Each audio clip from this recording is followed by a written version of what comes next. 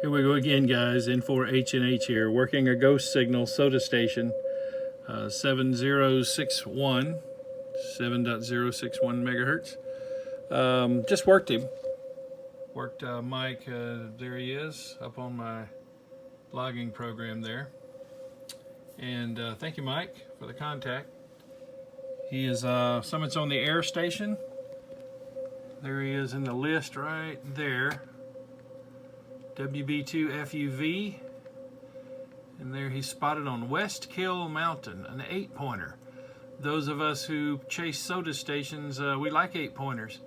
The maximum is 10, so that's a pretty good catch there. Pulled him out this time using, I'll show you. Well, first of all, I'm using my ZS6BKW antenna, and digital noise reduction 10 on 10. Brought it down just a little bit on that one. 50 hertz bandwidth here on the F. Had the APF set at 0 hertz because he was dead on frequency. And this time I used my mu tuner. I'm going to turn it off and let you see without it.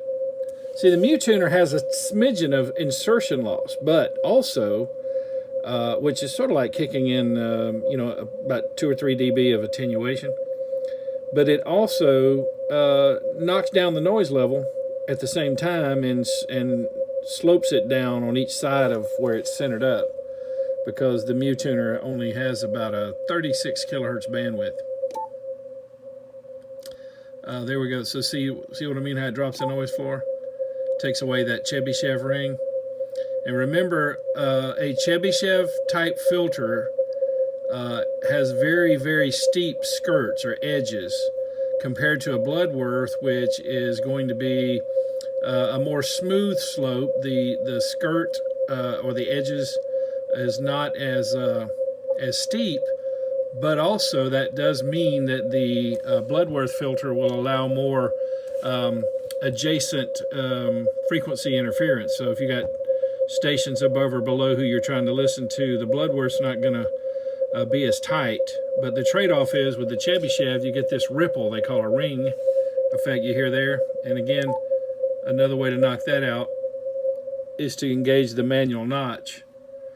And since my tone frequency is 550, obviously I don't want to go all the way up to 550. I'll knock out my tone, but right along in here usually works 480, 490.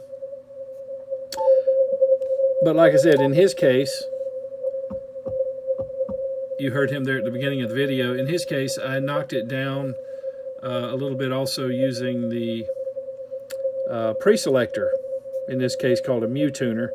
The radio has a built-in one called VRF, but if you have an external model hooked up like I do here, you've seen in other videos, there it is, the mu tuner filter, it's a preselector. Then, you know, you can use it, and also at the same time knock down noise on each side of the of where I am. You can see that on the scope. Look at there. Okay, here I go. I'm going to engage the mu tuner. The vertical line's where I'm centered up,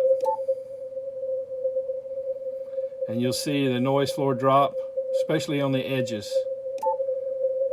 It's a type of bandpass filter. It's just tighter than a normal fixed width filter, and it moves according to what frequency you own. It just tracks you.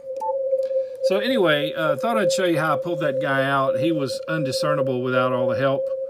Again, as my friend Joel calls them, ghost signals. Okay, hope you found that informative. This is N4H&H saying 73.